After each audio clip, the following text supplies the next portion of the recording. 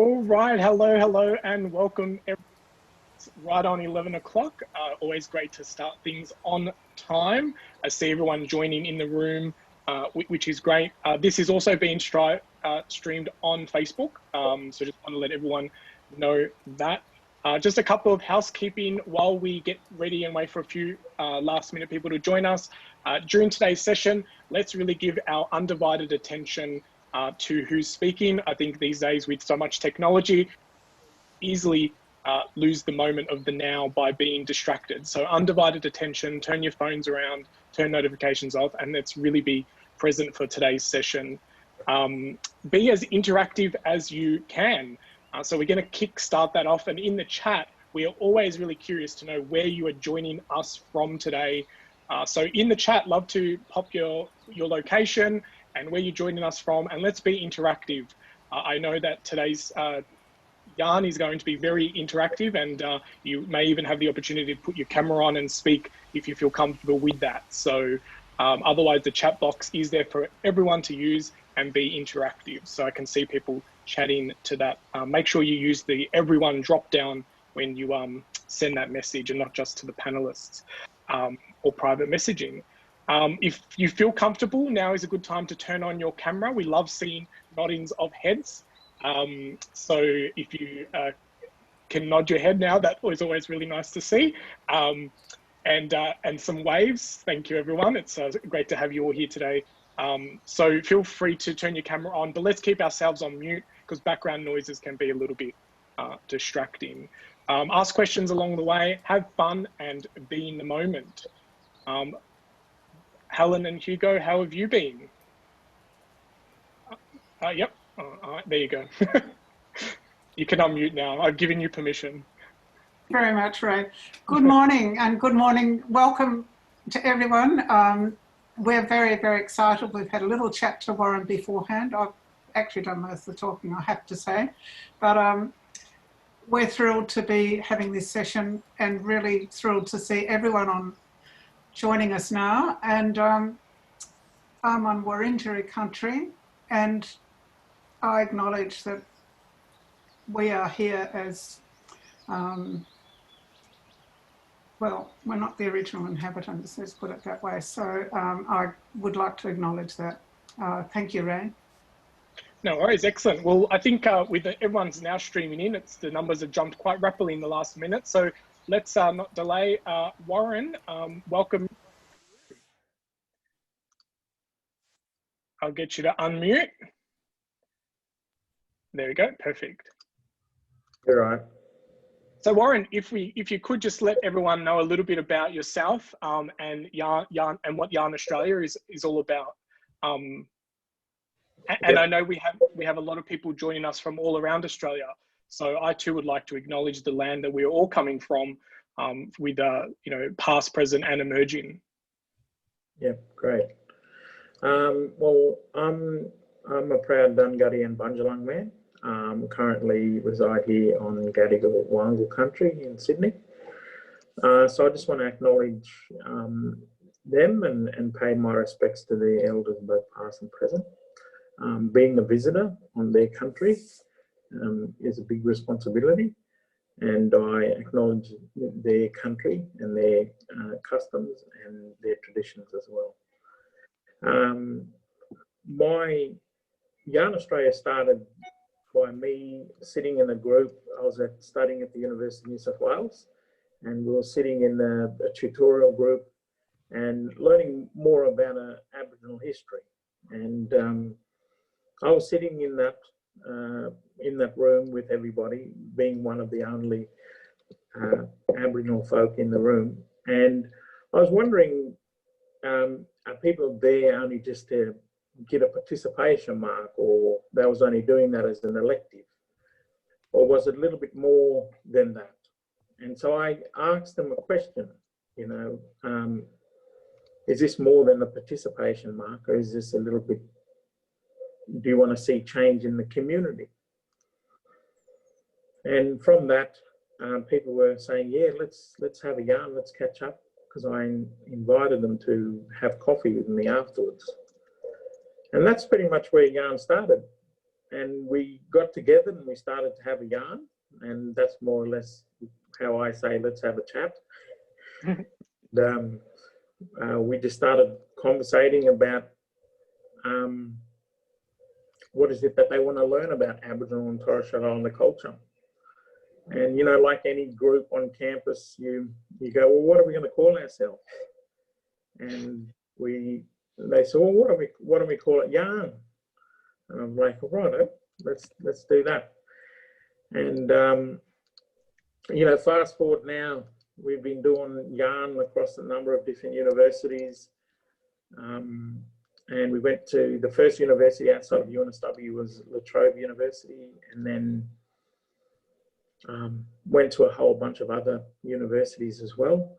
And then in 2015, we started doing community events, hosting events, bringing people together to share their stories through storytelling, through art, through poetry, spoken word, music, any way people wanted to share their stories. And we've had events in different places. We've had it outside, we've had it in backyards, we've had it in partnership with venues like the Captain Cook Hotel in Sydney, and a whole bunch of different places where we wanted to have an intentional conversation on building relationships between Australia's First Peoples and our non-Indigenous brothers and sisters, and engaging that conversation. So that event that we had at the Captain Cook Hotel, we had it on the rooftop, and we talked about the First Nations stories as Captain Cook sailed past Australia. And just to get a different perspective of that story, and different elders spoke and shared their stories, and some young folks shared some cultural performances, smoking ceremonies, and also some bush tucker. You know, I just think what we're trying to do ultimately is create space for people to connect, share stories, slow it down, because I find in Australia we're very reactionary to problems. When problems come along, we all get together and we're running off and we're 100 miles down the road, and we don't really know each other. Sort of like, well, we know Joe is a plumber and the other fellow is a carpenter, but we don't know too much about who they are. So we need to slow things down. As my grandmother would say, you go too fast, you never get there. If you slow down, you get there quicker. So it's about taking that way of thinking and really just slowing it down, and not necessarily focusing on the solution, more focusing on, well, what happened? How did we get to this point? You know, let's understand that story, and not necessarily start racing off to find solutions. And why I say that is because a lot of the things that's been happening in this country is because you rush and everything's in a rush. Whereas if we slow things down, we create a bit of understanding between each other. Because as people, you know, human race, we are a relational culture. We can't help not being in relationship with each other, relationship with Mother Earth, the animals and the plants and everything around us. So what we try to do is in yarn is create that space where we can get together and talk about things. You know, there's no right and wrong answers, you know, when it comes to your story, because the biggest thing is when you share your story, your truth is your truth. You know, who am I to say, oh, that's right and that's wrong? So more or less own your story. It's not, oh, well, I didn't have this education or I didn't get that. Own that. Say, you know what, I grew up and didn't have this education, but I'm willing to learn and listen and understand. And when you get things wrong, that's okay too, because as a people, we're not really in connection with one another, because you would know those cultural protocols, you would know those systems and practices that our people have practiced. But because we're not in relationship, that is not well known. It's sort of like, oh, where to go from here? Yeah. So Yarn Australia is more or less a space to come together, talk, understand, share stories, and, you know, have a laugh. You know, one elder said to me, he went and spoke to some elders, and they said, oh, what's that yarn Warren's doing over there? And he turned around and he looked at him, he said, you know, having a yarn, having a cup of tea and a yarn, you know, that's it. There's no big, grand, you know, anything. It's just as simple as that. And if people, I went to an interview, radio interview, and they said, oh, why is your message so simple? And I looked at them and said, why does it need to be complex? Yeah. You know, if we could just make things simple, it will allow us to get together and do things. And if there's no more or less,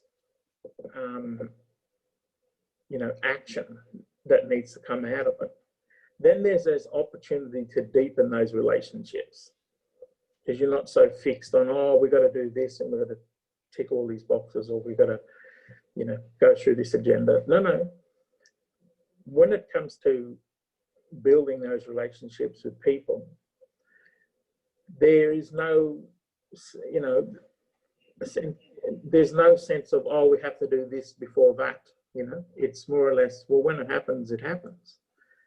So, you know, a lot of people go, oh, you know, as the West, they would look at the watch and they'd go, oh, yeah, at a certain time, I've got to be somewhere. Whereas our mob, we don't need to do that. You know, we look at the nature, and they tell us a story. Like us, we have stories, but also the country has stories. All those trees and plants and animals and birds, they all tell stories. And we don't really need much anything else. Our elders tell us those stories when we were growing up about country, you know? Yeah. Yeah. I love how beautifully that is put. And I, you know, as humans and being someone in business and marketing, I've realized that we like to complicate and complex things because it gives us more self-worth and net worth. It's like we're solving complex problems. But, you know, when it comes to nature and with the work that we do in Farming Secrets as well, one of the things that happens as a mindset shift is just observing the land and taking that time that before we put a plan in place to take a step back and just observe and see how the natural ecosystem already works. You and I spent some time in the Activated Humans program recently, and that's how we kind of became, I became a lot more connected with this understanding. And recently I've also decided to spend more time with Yarn Australia. But one of the things that stood out for me and kind of made me just really appreciate a lot more was this concept of deep listening. Can you share a little bit more about your thoughts on that and ways that people can practice this in their everyday life? Well, it's like, you know, when you're having a conversation with somebody and you're like, all right, when you're finished, I'll have my yarn. What I want you to do is to practice deep listening. Just listen and encourage people to talk around you and not necessarily have anything to say. Because when you practice just listening, you're going to hear things that you wouldn't necessarily hear if you would have your say on things. And the way that we do this in Yarn Australia is we get people to share their stories. So there might be 20 or 30 people in the room, and how long does it take to go through the group to get to you to share your yarn? It might take a little bit longer, you know?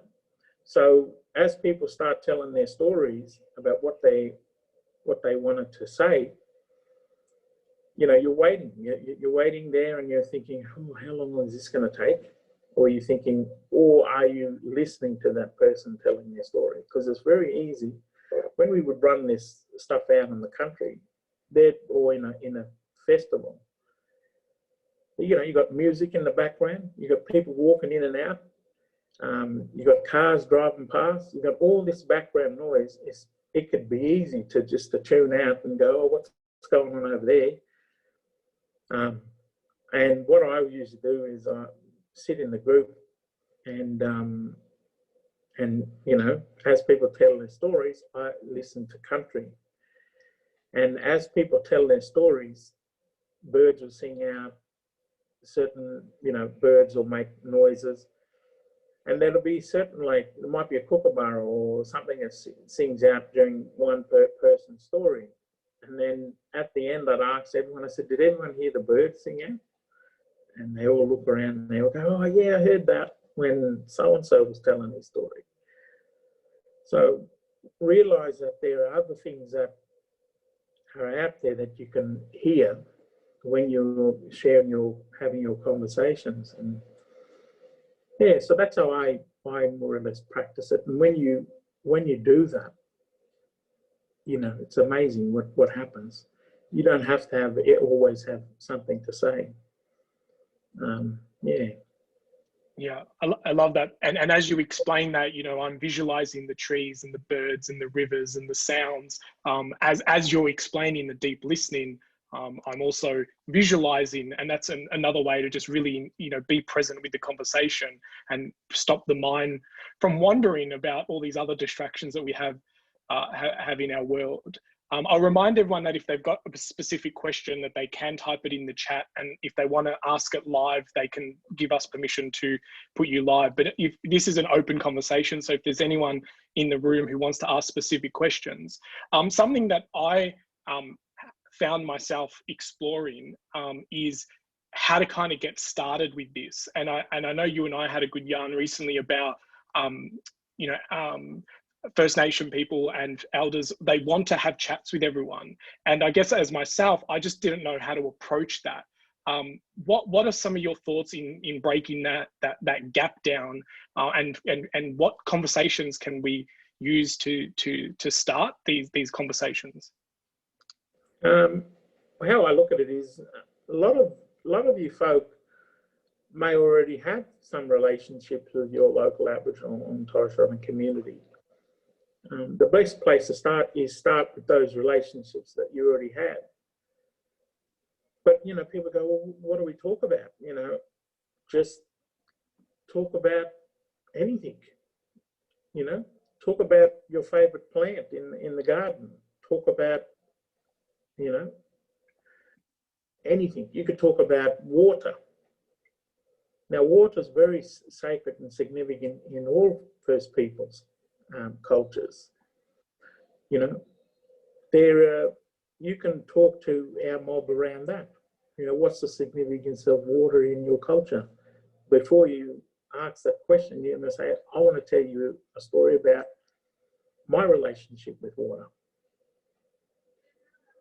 And tell that yarn, you know.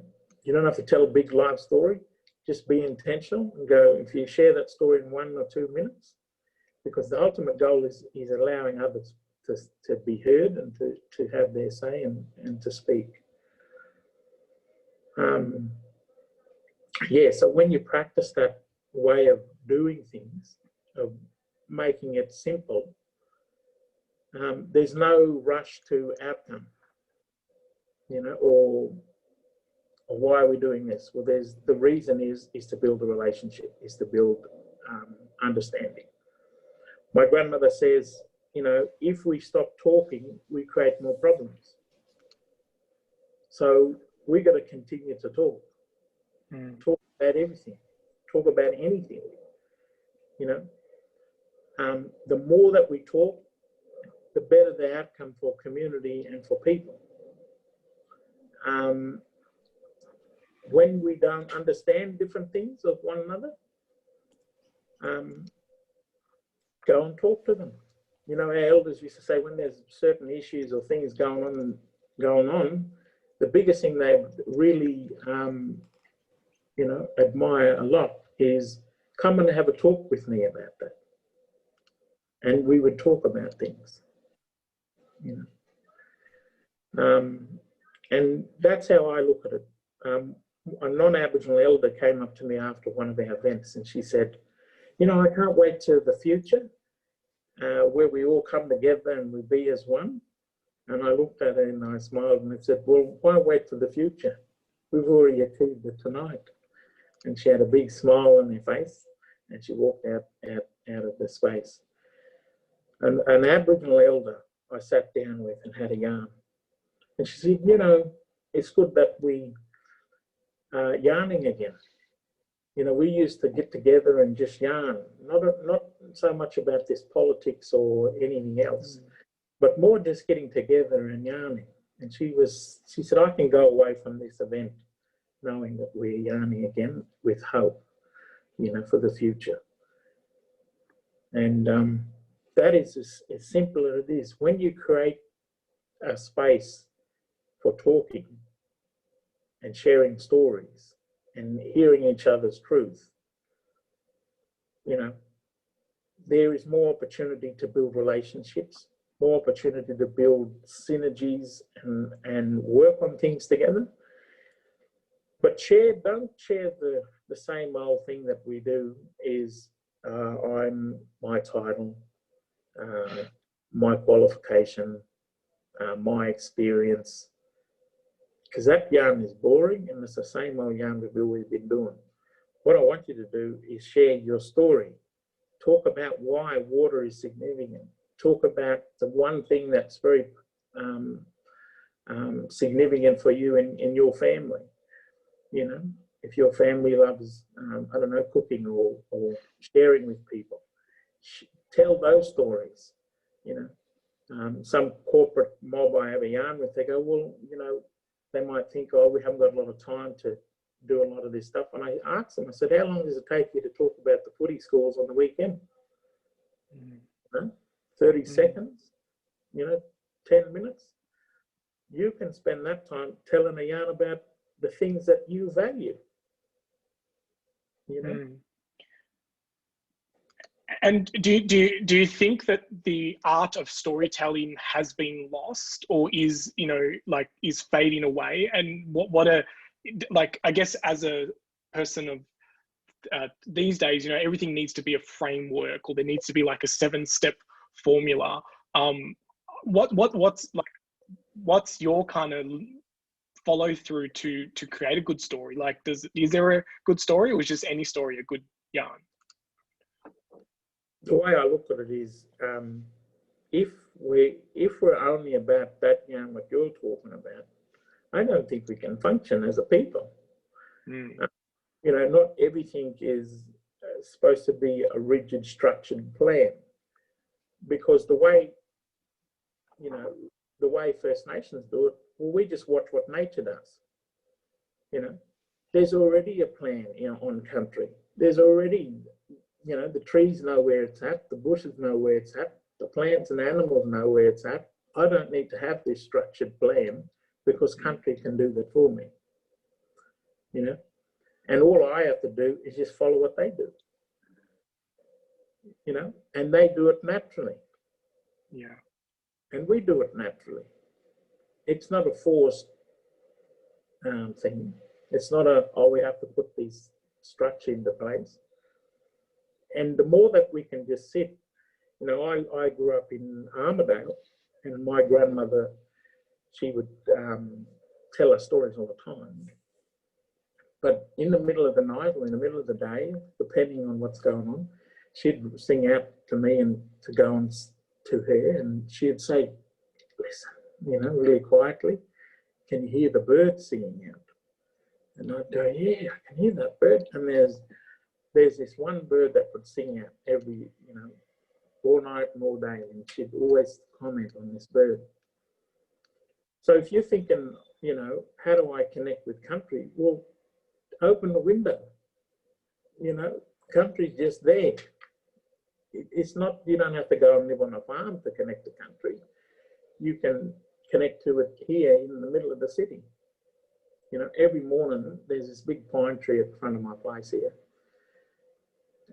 I reckon there's probably 1,000 birds in there, and they, you know, make the biggest noise.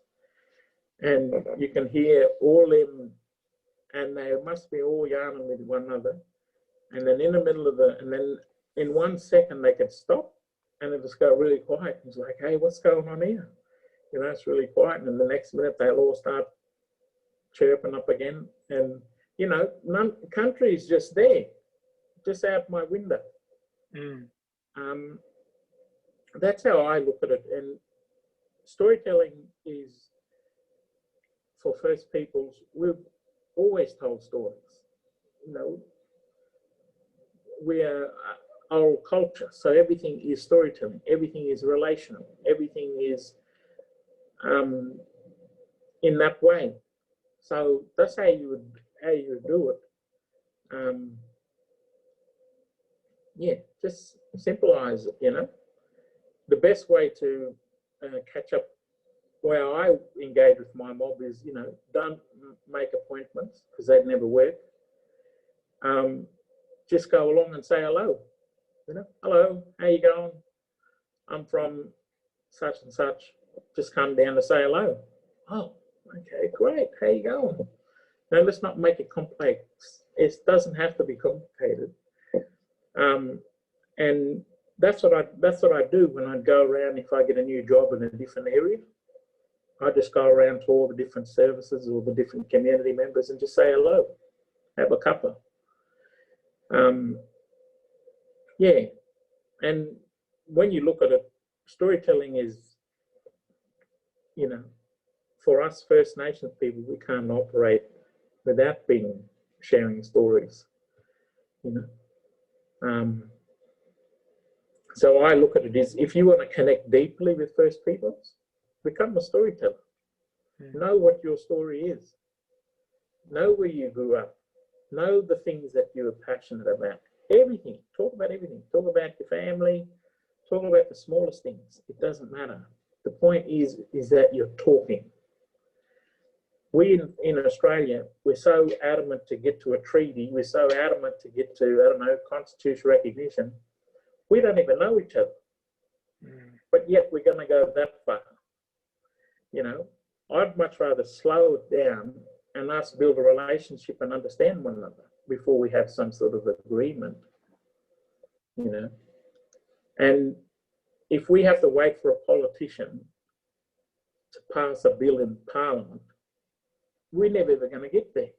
You know, what is it? Are we going to wait for another 100 years for some referendum to potentially come about, when we could be spending the next 5-6 years really building an intentional relationship, meaningful relationship with our local First Nations people? Absolutely. I 100% agree. I've been in a lot of networks where we're always waiting for government to solve the problems when the solutions are right here in front of us. And you know, that deep connection that you refer to, unfortunately has been lost a lot with social media and the way that we now connect with people. It's like a name in a phone number or a connection on Facebook or on LinkedIn. And we don't know anything more than that person puts on their profile or on their status. And it's when we start sharing and connecting at that deeper level that we really understand how much we have in common or whether we've come from similar backgrounds. And that's one thing that I've taken from a lot of the things you have said recently, is just to slow that relationship down. It's not about connecting on Facebook now. It's about how do we work together on a 5-year plan? How do we think long term, and how do we take it year by year and know that this is a journey that exists more than just a Facebook connect and a ping here and there or an email calendar link. So just, you know, and a permission for everyone who's listening that, you know, the conversation and the storytelling that you have inside you can start right away. We don't need to wait for legislation or policies or red tape to change and move. Like, we have the power to speak and connect and build those relationships right now. Helen, I believe you've got some questions you'd also like to ask, I might throw over to you for a little bit. Not questions so much, reflection on the business. We're in lockdown, we can't travel more than 5 kilometres at the moment. So it is an enforced slowdown. And the effect on our community is quite profound. We're in a little town called The Patch. And we have become, I feel, far more connected as a community in this short time, because we're walking everywhere. People are walking, you know, you're meeting people, people are very friendly, and it's a very different atmosphere from the hustle and bustle of what usually would see. We live opposite the general store, so we see people coming and going. And I agree with you, Warren, it's slowing down and really taking stock of what is here, and community is so important, and community here, even yarning just like this or any community, always brings riches. So I just wanted to bring that in. I see that Jean has commented about more stories from farmers who are regenerating the agriculture. Jean, one comment I did read from a farmer the other day, David Marsh, said that he used to work with nature, and now he realises he just has to let nature work for him. So he's totally he thought he was doing the right thing, farming in tune with nature, but nature will look after and restore. And I think that, Jane, is a message for farmers, that nature's absolutely fabulous. And if you just take that step back, as Warren says, just observe, see what's happening. That's my comment. See, we've got some farmers online. If any farmer would like to comment on how they're seeing it, it would be wonderful. Warren, what's your thoughts when it comes from more the regenerative farmer point of view? How does the farmer or the landowner let nature do its thing and get more connected with local landowners? Oh, it's funny. We had a young fella from Canada. He come along. He's involved with our storytellers workshop. And as everybody was sharing their stories, he talked about, I think, his father. His father is a farmer, and he'd talk, and that farmer would talk to the next farmer, and they'd swap stories about what was going on around the region and where they were. The biggest point that I'm saying is the stories that they know and the stories that we know, we have to get together and share them stories together. Yes, there are going to be similarities. Yes, there are going to be some similar stories that's being shared. But the problem is, we live in a country where we're all in silos. There's too many silos. There's not enough synergies of coming together. But my question is, where is those opportunities to get together and have that yarn? You know, because this is the biggest thing that I find. People don't know where to connect with our mob, you know. And like every country in the world that's been impacted by colonization, the stories are going to be complex.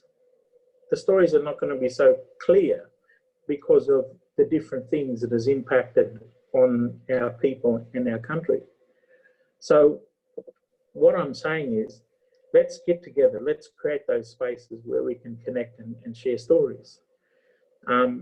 And the way that I set out to do that and inspire more of a relational culture between First Nations people and our non-Aboriginal brothers and sisters is to create that space. And that's why I set out to inspire 1 million Australians to become intentional storytellers.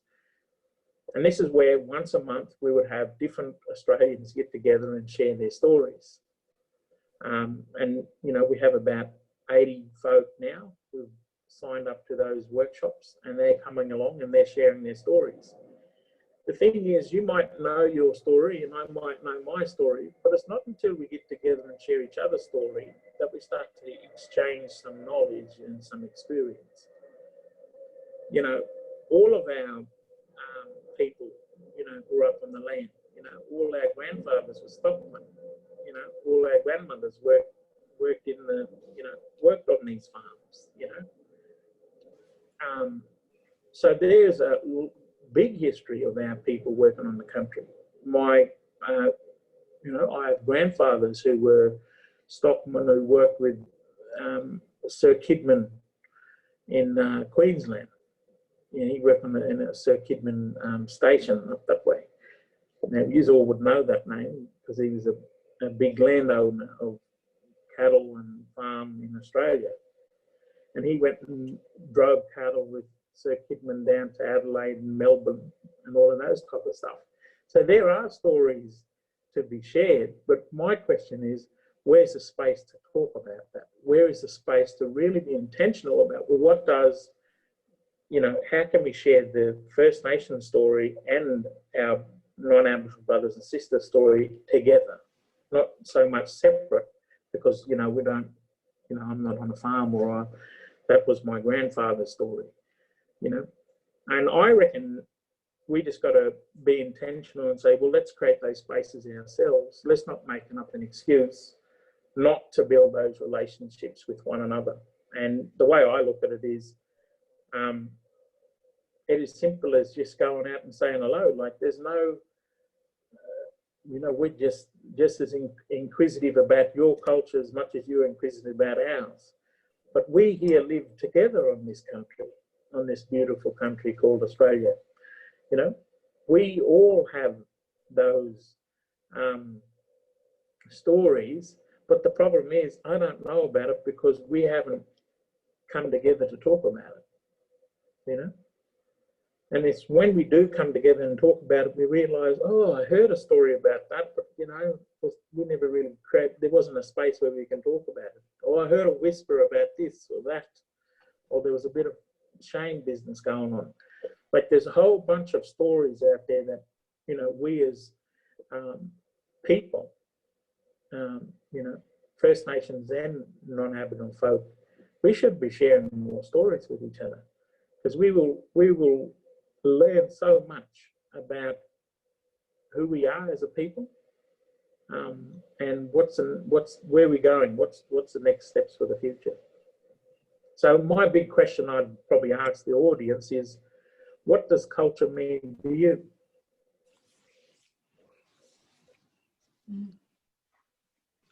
Yeah, and I think, you know, that is the I guess what is culture, because we all have our own local culture and our own way of living, and even like for myself, just being a lot more present with observing my surroundings, like even just something so little as, you know, I live in the city, so I don't have access to land. I'm not, you know, measuring water and rainfall, but even just noticing that now spring's coming along and the sun's starting to rise in slightly different spot, and the shadows that it's casting through the window. And maybe there's an opportunity to move a plant into that area that requires some more sunlight, but just being really observing of the surrounding, and embedding that into my culture, someone who wants to be a lot more intuitive, I guess, when it comes to observing my surroundings. And I think, you know, one of the things that worries me a lot is when we start discovering new things, people say, well, this should be taught at school. And that really bothers me sometimes, because it's like, this should really be taught in our own backyard. Like, that's where the true education happens from. Like, we have this mentality that we need to outsource everything to someone else's responsibility. You know, the schools should be teaching this information. And I really want to bring that power back to us as individuals, is that our yarn becomes the educational piece. And we as individuals need to create the change that we want to see. And so, you know, seeing a lot of the movements that have happened recently and saying this needs to change at school, well, I think that's just outsourcing the problem and not taking responsibility. You really need to start in our own backyard and say, well, I need to bring the power back to me, and I want to teach my children and the people around me my you know, my thoughts on this. And I guess, like, from your point of view, storytelling is such a big part of growing up. And I love when you share those stories of, you know, your grandparents and saying, stop, do you hear that? And then putting a meaning to that. I think we need more of that. Yeah. So if I ask you these questions, what does culture mean to you? What's some values and ideals that you grew up with on the farm? Why I'm asking you these questions is because I want you to reflect on what your story is. Because I know a lot of people want to connect with First Nations people and get the knowledge and get the understanding. But what I want you to start with is start with yourself. What's your story? And what does culture mean to farmers? What's some of the things that you do on your country and on your farm and have an understanding of your own story, because you might be a farmer, but you're more than just a farmer. You're a person, and like I always say, see, when our mob get together and they see each other, they'll go, what's your first name, what's your last name? Because that tells a big story, right? Where was you born? That tells a big story. Where you live now, that tells another story. So when we get together, we go, oh, yep, my name's Warren Roberts, and I'm 𝐭𝐴𝐤𝐥𝐤 Dungutty, man. They go, oh. And then, automatically, it's sort of like, oh, you're from that country. And it's and then you were born in that country. And then there's a whole nother yarn there. So then, because they get your last name, they go, oh, you related to so-and-so and so-and-so. And you realize that because everybody is First Nations, we share our stories with one another, we can easily figure out where we connected in around the community, with each other. Whereas with our non-Aboriginal brothers and sisters, there's not that yarn. So I want you to go away and reflect on what your story is and some of the things that you might practice, and own that story. You all might get together and do some sort of gathering. That might be something that you might do, but we don't know about it. Share about why you get together and have a yarn about things, because there's a lot of things that, our mob would love to be involved and included in some of these things. And the only reason it never happened is because we just never talked to one another, There's a lot of things happening in this country that they want to include First Nation people in. But what I find is because we are so project orientated or, goal orientated, that there is no time to actually build a relationship. It's almost like, well, we need someone to do the smoking ceremony. We need someone to do the welcome. We need someone to do all those things. Whereas, well, hold up. Do I come and do that to you? Well, listen, farmer, show me how to do this and show me how to do that. Or can you come and do this? Can you come and do that? Without a relationship, what are we doing here? We're just ticking boxes and, oh, yep, we've done that, or are we building an intentional relationship and involving each other in the things that we care about? And to do that, that's why I say, slow it down. Don't make it so outcome orientated. Is this having an event and having all these different cultural things in it? It doesn't have to happen in the first event. Maybe it happens in the second one. But in the first one, we just want to invite our local Aboriginal and Torres Strait community to be involved with what we're doing. Because like anything, I say when I do yarns with the young people, stories are sacred. Your story is sacred. The stories of country is sacred. Elders will share stories and knowledge in depending on where you are in life. And the same reason what I'm saying to people, be intentional about the stories that you share. Don't tell your life story, just tell one thing. Talk about water. Why is the water sacred to farmers? You know, talk about it. Talk about how you try and look after the water, not just take the water, but care for the water too. You know, and yeah, tell those stories. Like, start there. You know, like, don't, oh, we got to do this, or we got to do that, or we got this plan, or we got this project, we got this thing. If everything has to be a rush, then it's not going to happen, because people are like, well, I'm only just hearing about this project, you know, and it's a rush thing. So if people are going, well, how do we get the knowledge? How do we learn more about our country from First Nations perspective? Well, understand the impact of colonization and realize, you know, we have to build trust. We have to build understanding. We have to build a relationship. And if you could build that relationship and trust and understanding, it might take you 5, 10 years.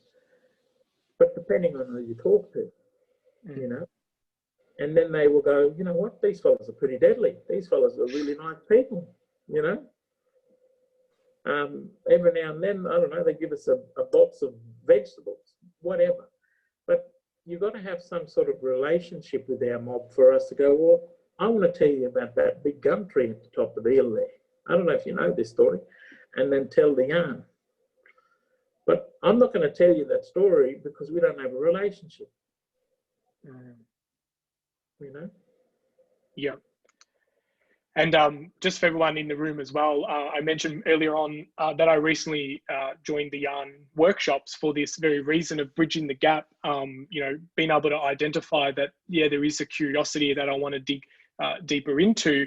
And I just want to really quickly just share like what happened in that session where, like Warren, I know the workshops used to be more in person, and I assume that the dynamics in the room would be very different face to face, but 2020 and COVID now, and using technology means that we can bridge that gap even further. And it was just really interesting to see that when we first joined the call, everyone had their cameras off, and we all really didn't know each other. And you were definitely the person who was, you know, encouraging all the collaboration and asking the right questions at the right time.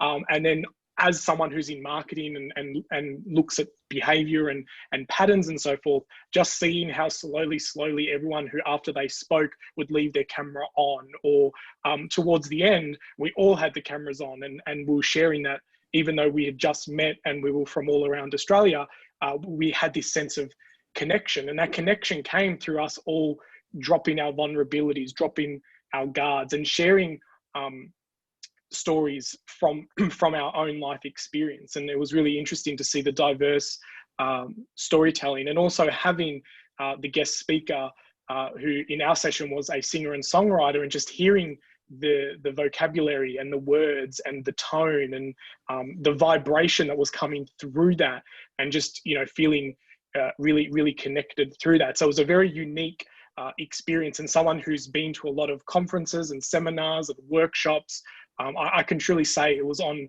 a different level, and I was very grateful to be in the presence of everyone in that room. And your workshops, do you want to just talk a little bit more about like what the workshops entail and why you broke it up into different structures and the reason for that? And I know to slow it down is probably going to be one of your answers. Yeah.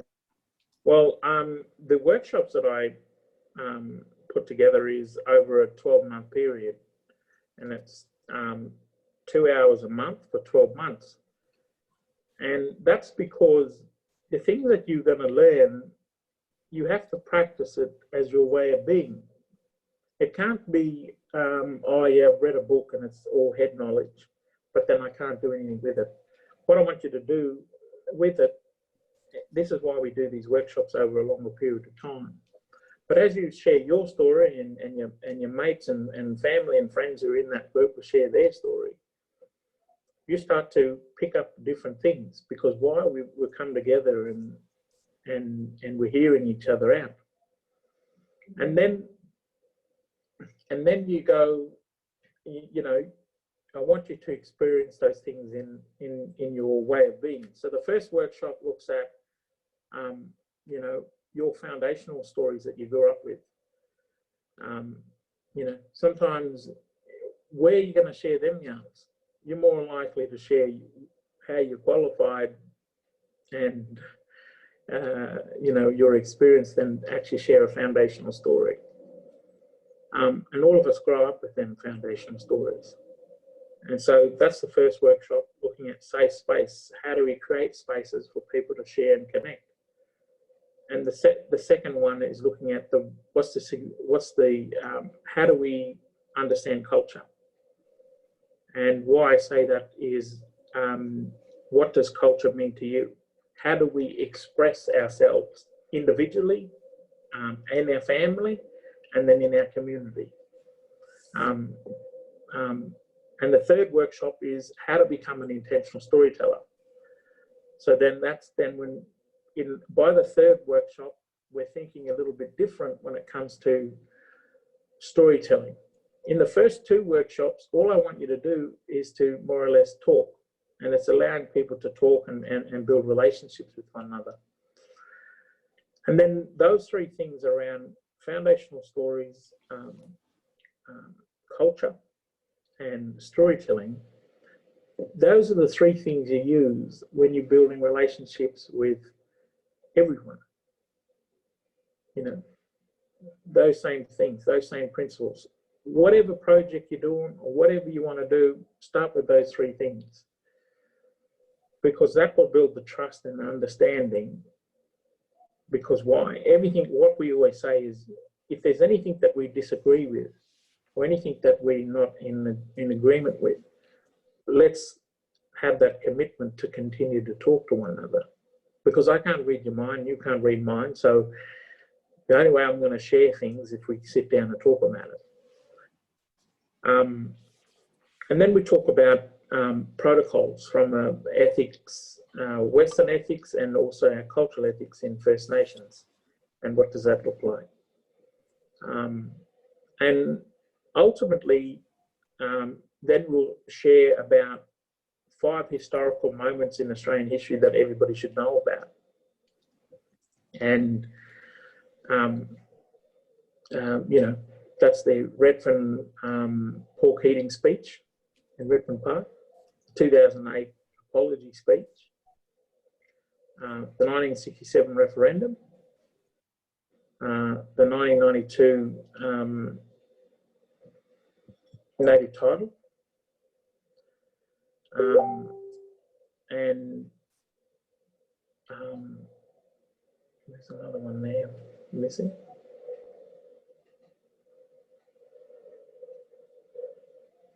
And the 1965 freedom ride that happened in New South Wales. Just as a starting point. But when you build a relationship first, then you talk about history, there's a bit of understanding and a bit more respect of one another. But if you talk about history first and then you try to build a relationship, it's going to be very difficult, because there's no understanding of where we sit with one another, because we haven't built that relationship, we just met one another. And then there's a whole bunch of different, you know, words. I use words in a way to interact with one another. So I put a whole bunch of words on the screen, and it allows people to look at the words and share their story about what that word means to them. And each time we get together, I just change the words. And it could be different types of words, and people have different reactions with them things. But what it allows you to do is to reflect on stories that you never really talk about with people. We had a group that came along and they did the workshop, and they, you know, colleagues who work in the workplace, and they were sharing stories that no one in their workplace knew about. So during the holiday break, someone got married, and no one in the group knew that person got married over the holidays, you know, and no one ever knew all these different things that they like, you know, someone, you know, like different things. But you might think, well, what's the point of all this? Well, the point of it is, we talk about Australia like being a great country. We talk about inclusive, inclusion, multicultural. We say all these words like, that's what Australia is. But we can say them words until we're blue in the face. But if we're not actually doing it, learning about each other's stories and why they're of importance, connecting with First Peoples is one thing. But what about all the other cultures that live in this country now? I might like different foods, different cultural foods, but I wouldn't know any further than that, So we have to be a little bit more intentional and go, well, I'd like to know where does this food come from and how do you get into this, We had an event at Sydney University and it looked at what does an inclusive food community look like. And we, like every university, they come to you and they go, oh, yeah, here's the set menu of the caterers that do the catering on campus. And it's like, no, we don't like that. We want to have our own food. And so I asked one of the university folk that we were working with, is there any way that we can bring our own food on campus? And so she went and had a yarn with the student union and realised that they had a kitchen. And she spoke with the chefs and she said, hey, it'd be great to include First Nations food in this event. And they all said, great. And so what happened, all the chefs in the student union kitchen invited all our aunties to come into the kitchen and bring their food and ingredients, and they prepared the food together. And then from there, that catered the event that night. So that night when we were sitting around and yarning, I said, well, let me tell you a story. We got presented a set menu when we started this thing. And we said, no, we don't want that. We want our own food to be represented and shared within this experience. And it's only because, we were adamant to go, let's actually have an event that is all about an inclusive food community, literally. And we achieved that, We had, aunties come into the kitchen and they shared their ingredients, both,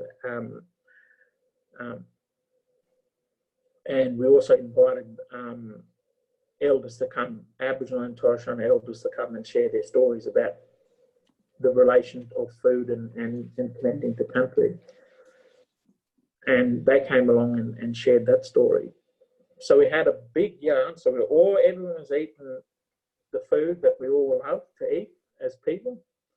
And we all shared that. And then we had cultural performances and things like that. An inclusive food community for all Australians is, let's create the spaces for us to do that. And don't accept any excuse of, anything. Don't look at any thing that stop us from getting together and having a yarn. Like this technology business is brilliant. We have no excuse. Press a button and everything's there. There are plenty of ways that you can include this technology in your communities.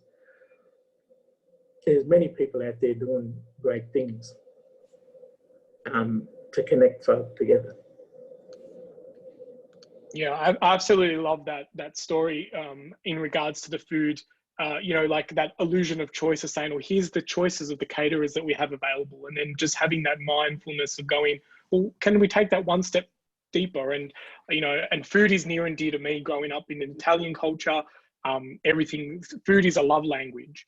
So, I just, as you share that story, I think about all the people who were introduced to new ingredients or a new technique, that's something that they're going to be able to take with them for the rest of their life. You know, that's not just a one moment opportunity, it's a gift that keeps on giving, and having that ability to be in that that opportunity to learn a new ingredient or a new technique, and create food that wouldn't come from a standard textbook or curriculum style is truly, you know, what happens when you ask questions and question the boundaries that are normally presented in a very polite and meaningful way. And it's not about being destructive or being challenging the system. It's very much of, you know, the fact that it was an inclusive food conference, and yet here's your caterers that you could choose, is quite ironic, but, you know, great that someone like yourself had the vision to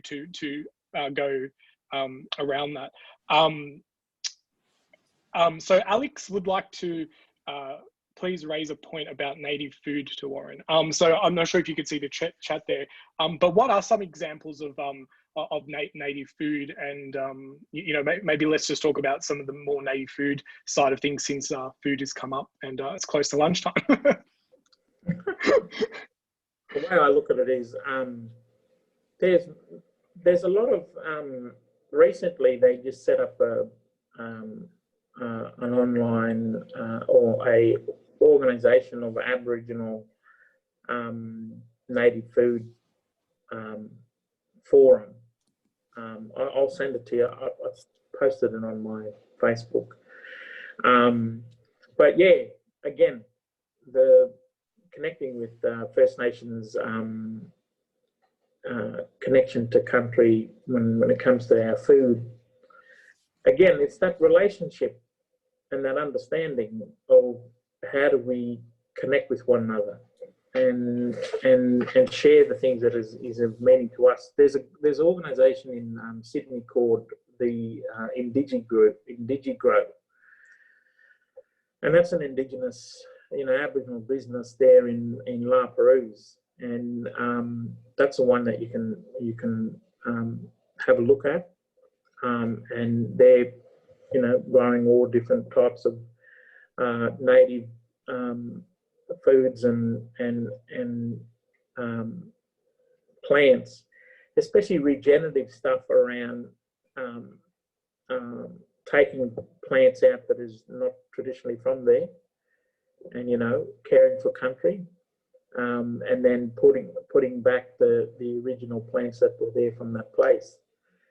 And I know a lot of councils, they do a lot of that. They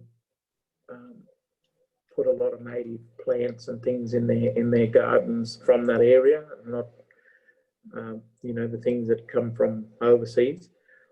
But yeah, I think that I always go back to that point. You could talk about anything with First Nation people once you build a relationship and an understanding and respect with one another. You could talk about food, you could talk about connecting to country, you could talk about the water holes and the water systems on country, you could talk about caring for the river systems and stuff like that. And you can put together opportunities to build partnerships and do things a little bit different. There's farms up in Bunjalung, I believe, community who looking at building treaty agreements with farmers and the traditional owners around access to country, allowing ceremonies and different things to take their farms through a treaty type agreement. You know, there's plenty of ways that you can connect with First Nations people. Our mob would love to connect back to their country more if they had access to those properties. And the way that I look at it is, we've got to start from the beginning, which is sharing each other's story and sharing those stories and those understanding of what happened. You know, yeah. Because if we don't talk, I have one story and you have another. But if we talk, then we exchange what happened, because we might grow up in that same place, but because we don't talk about it, then that information is not going to be exchanged. We had different folk come to our community and go, oh, we heard this and we heard that. And it's not until we got together and talked about it that we grew a bit of understanding of things. I'm actually going to bring Alex on because Alex would like to share her point around native food. So Alex, I've just allowed you to unmute. If you wanted to have a yarn with Warren, that'll be great. Thank you. Thank you, Ray. Hello, Warren. I just want to raise well, it's really a small yarn, I guess, in that in Sydney, I have a friend, Adam, who he's great at connecting with people. And one of the things he's passionately interested about, Warren, I don't know whether you may have even crossed paths with this person, is in native foods. And he recently sent me a jar of jam he made from lily pilly and native plum. So I know some of the places he went with some of his Indigenous friends out in the Royal Botanical Gardens, and I'm not sure where else, but he has contacts, and I know there's huge interest from his end and some of the other people he's been collaborating with in finding seasonally these native fruits and turning them into interesting jams. So I just wanted to share that with you, just because I know even within Sydney itself, it's amazing what people can find if they're a little industrious to do that. And he loves connecting with First People, and he's working on a number of projects there, including the Bennelong project, Bennelong Putney project, that he's been in for such a long time, and bringing up lots of the elements of history, and what we can learn from you as farmers about respecting our own country, and looking at how native plants fit in with our own ecosystems is really important. Yeah, I just look at it from an individual perspective, is understand your own story, and I think we can be really intentional and go, well, let's focus on bush tucker, or let's focus on different things that's going on there. But there are other stories that are on country that we don't talk about, and those stories can be shared if there was a mutual understanding and a mutual respect and trust. There could be an abundance of opportunities for us to connect more, but that requires us to do a bit of reflection, and that requires us to go away and reflect on our story. And that's why I asked, what does culture mean to you? Now, some folks have responded that, well, every Sunday we have a Sunday dinner.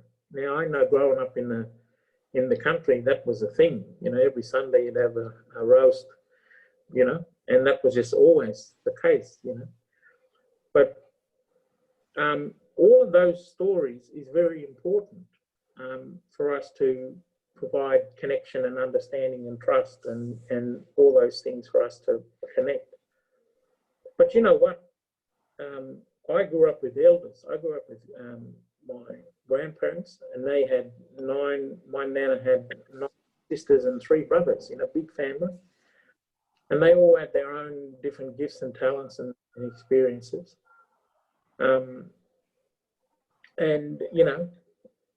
All different from all different walks of life. Politicians worked in health and worked in a whole bunch of different, ministers in a church, like a whole bunch of different things. But each one of them would have their relationships with their, non-Aboriginal folk. And, it's their stories that's been passed down to me give me hope that, we can build relationships with one another, because I've seen it with my grandparents. My grandmother's, all the 3 brothers, they were stockmen, and they rode horses, and they had one of the uncles had a number of horses, on his property, So I'm not I think that we can be intentional and go down particular areas. But what I'd like to do is just slow it down and not necessarily get into knowledge sharing rather than get into building relationships and understanding as a way to get to that point. Because I tell you now, if those relationships were built and the trust was built and the understanding was built, the exchange of knowledge would flow. Because why? You want to invest in the relationships that you've built with folks. And that's why if you want to find out more, you can go to like 𝐭𝐢𝐤𝐤. They're an Indigenous catering business in Sydney.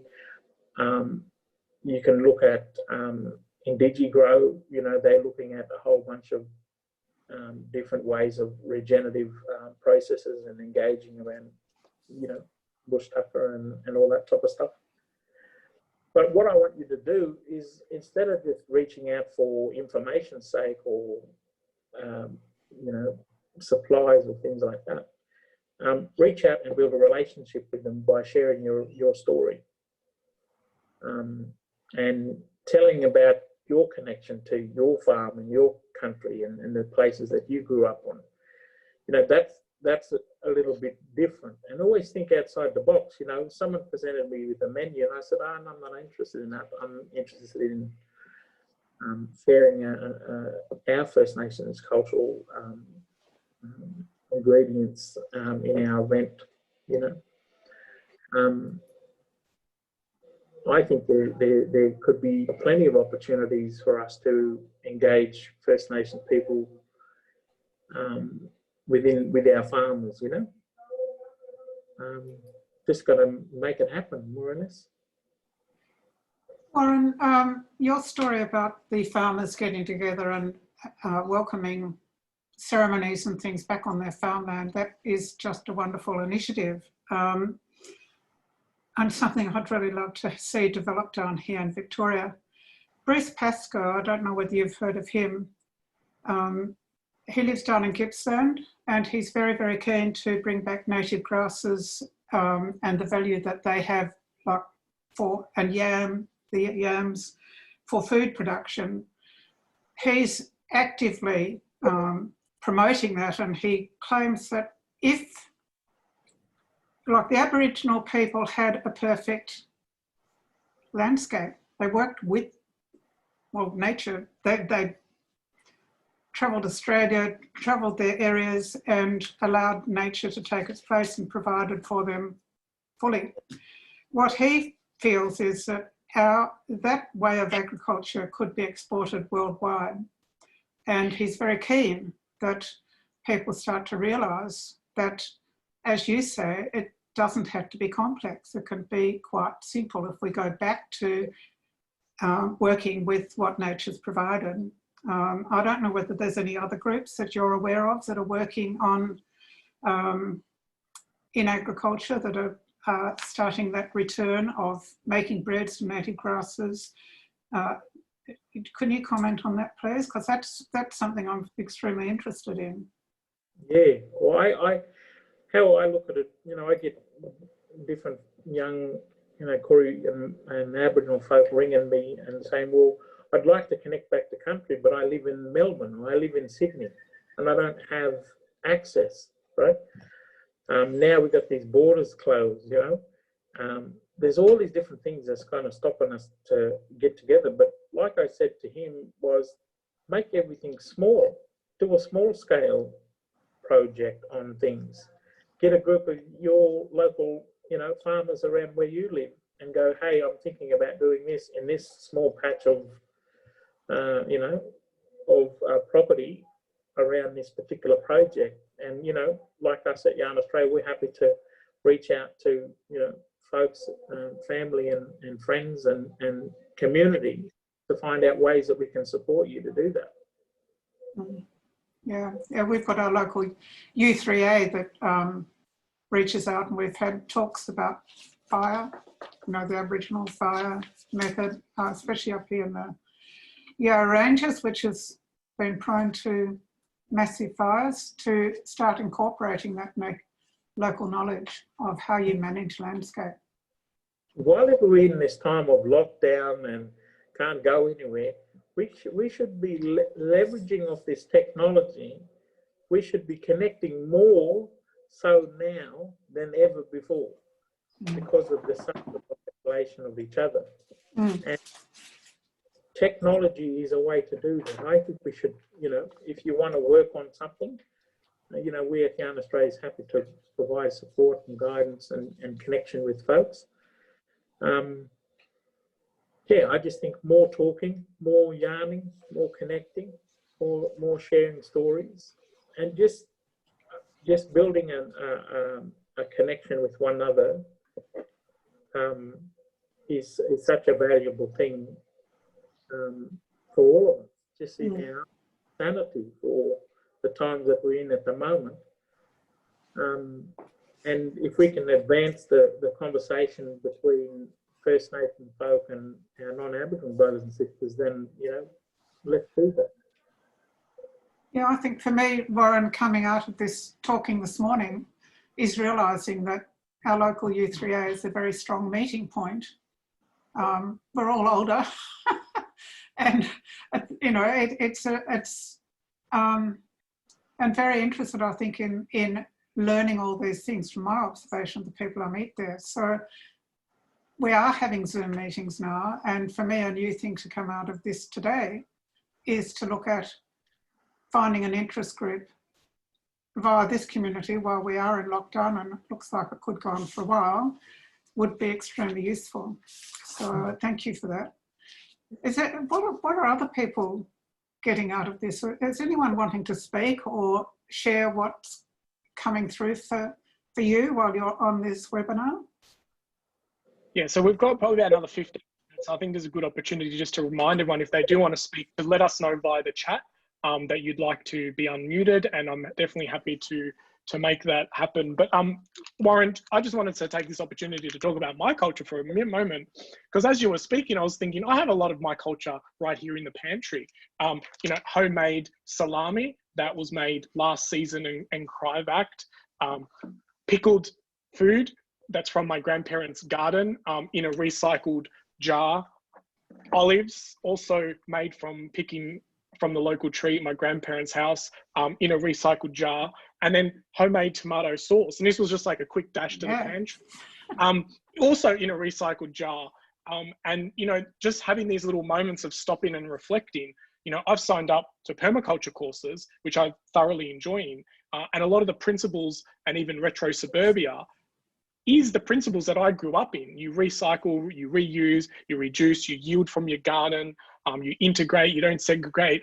And it's just, you know, I guess as a younger person growing up, I took a lot of those opportunities for granted. Like, no one wanted to go to sauce making day or salami making day. You know, it was seen as a chore. And now in reflection, I'm grateful that I've had that opportunity and have been exposed to that art of, you know, creating our own food and using our hands. And like I said, Italian culture, love language is food. We don't say I love you, we say here's a feast for you to eat. You know, so, you know, I just, you know, being mindful and wanting to share that as it came up. Leanne Davies has put her hand up to share, so I'm just going to yeah, and thanks for everyone for allowing me to share that. I just thought it was really timely. So where's Leanne on the list? Awesome. There you go, Leanne. I've just allowed you to unmute. Hi, everyone. Warren, loving your discussion here today. I just wanted to tell you all a bit about an experience I had through my work. I work for TAFE New South Wales, and about 7 years ago, I worked on a project which it started out as being called Building Cultural Competence in Aboriginal Cultures. And that was actually put together for the staff of originally TAFE Western. The reason for that was because they identified that we have a high number of Aboriginal and Torres Strait Islander students, and there was some really poor outcomes. And rather than looking at one side of it and looking at the student side of it, they started to look at the actual education side of it and the staff who were interacting with the students, not only just teaching staff, but administrative staff. So I'm an administrative staff person, and so what they looked at doing was putting a course together so that staff would have a better understanding of Aboriginal culture. So I actually worked on that project, which my role of it was to actually go out and interview elders. So I had to travel across to Western New South Wales, right out to Broken Hill, Lightning Ridge, and actually engage with elders and actually interview them. And the interesting thing was, when I first started out, I was quite fearful. And my fear was I didn't want to offend anyone. I didn't want to say the wrong thing because I didn't have a good understanding of the Aboriginal culture. And I'd heard from friends, and they said, oh, they won't tell you things, they won't talk to you. And I thought, oh, this is not going to work well if I have to do all this travelling and try and have a conversation. And I thought, oh, well, I'll just do my best, and I'll go out and as Warren said, be respectful and open. And it turned out to be quite a life-changing experience for me. I actually connected very well with the people that I interviewed, and it was a situation where I was on my own time frame, so I was able to schedule the talks in such a way that we could sit down and have a cup of tea. Sometimes we'd go out on a riverbank and we'd sit for a while on the riverbank, and I'd set up all my video equipment, and then we'd just start chatting, and then sometimes they would tell me really heart-rending stories, and I would literally be sitting there in tears because of just the sadness that was in their lives. But also what I heard was positiveness and wonderful suggestions of how we as a staff could work better with our Aboriginal students. So it's now morphed into a thing called the Mullion experience, which is available for companies to engage their staff in, so they can actually enrol staff in to do a couple of units of competency. But there's a whole lot of video that I worked on that I obviously had to capture and then edit. So sometimes I might talk to somebody for 2 hours, and we would then edit out a few really pertinent, comments and suggestions and things like that. But what was really interesting when I reflect back on it was my hesitancy of going out. And I was actually very fortunate in that I had often a local community person that linked me then with others in the community.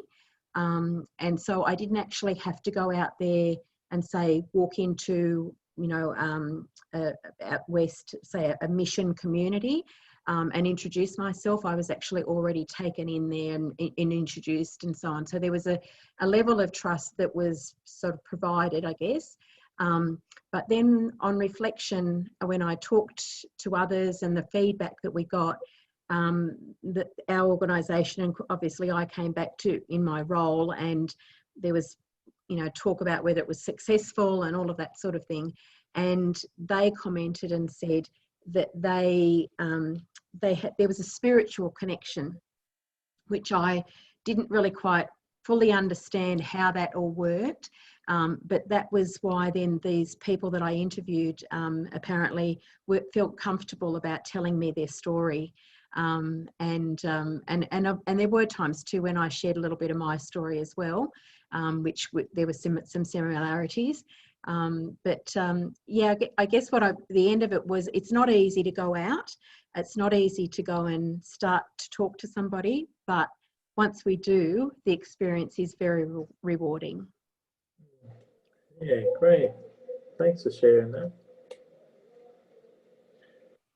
Awesome. And I think, that brings up a really good point as well in regards to, that you can be faced with this fear and this anxiety. And it's not until you actually take action that slowly starts to dissipate. And it's within those action steps that really true magic happens. I really would like, you know, to highly encourage everyone to continue the yarn with Warren and others through Yarn Australia. I will be putting up a link in the chat now, and obviously it's yarnaustralia.com, or if you Google Yarn Australia, you will find information. If you Google Warren Roberts, you'll find lots of videos and extra yarns that Robert has shared across his network. But you know, we talk about bridging this gap and getting closer connected, and today everyone has taken that first step, I guess, in bridging that gap and showing up, whether you're joining us live or on the replay. And you know, for me, this is something that I wish I had much more sense of urgency yesterday and 2 years ago and 10 years ago. But the next best time to take action is right now.